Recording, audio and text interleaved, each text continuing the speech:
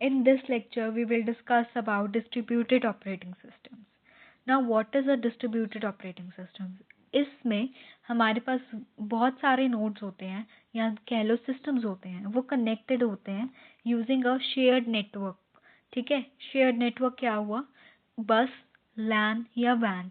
ठीक है, ये हो गए हमारे शेयर्ड कम्युनिकेशन नेटवर्क, इससे कनेक्टेड होते हैं। अब जो हमारे पास सिस्टम्स होते हैं ऑटोनॉमस सिस्टम्स, ऑटोनॉमस क्यों?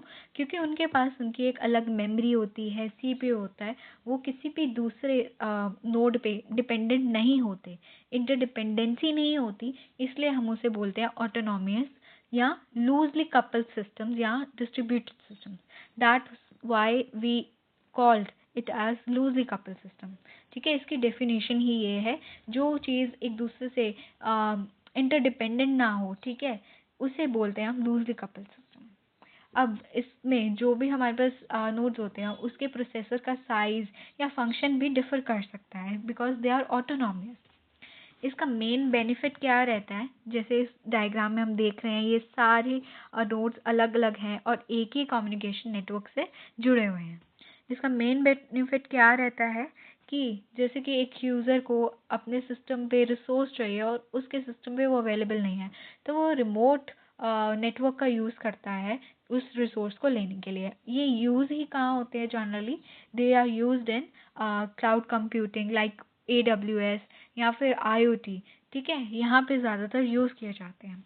आर्किटेक्चर ऑफ डिस्ट्रीब्यूटेड OS, यहाँ पे हम देख पा रहे हैं कि हर एक नोड का अलग CPU, मेमोरी या डिस्क है, हर एक नोड का। ठीक है, तो वो सब किस से जुड़े हैं? एक ही कम्युनिकेशन से जुड़े हैं, कम्युनिकेटिंग नेटवर्क से जुड़े हैं, जो कि बस हो सकता है या फिर लैन हो सकता है या वैन हो सकता है।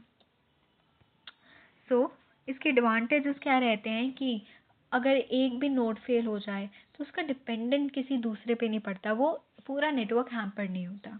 इसमें रिसोर्स शेयर हो रही होती है, इससे कंप्यूटेशन भी बहुत फास्ट रहती है, होस्ट कंप्यूटर पे लोड कम हो जाता है, स्केलेबल हो जाता है। स्केलेबल मतलब हम और नोड्स ऐड कर सकते हैं या फिर रिमूव कर सकते हैं इजीली, और हमारे डेटा प्रोसेसिंग पे जो डिले होता है वो भी रिड्यूस हो जाता है, फास्ट हमारी डेटा प्रोसेसिंग फास्ट हो जाती है।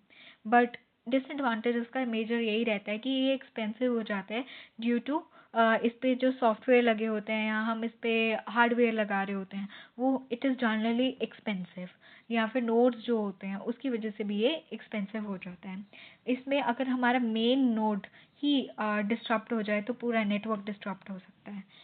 और यहाँ पे जो हम सॉफ्टवेयर यूज़ कर रहे हैं, ठीक है, वो जनरली कॉम्प्लेक्स होता है और it is not understood as well.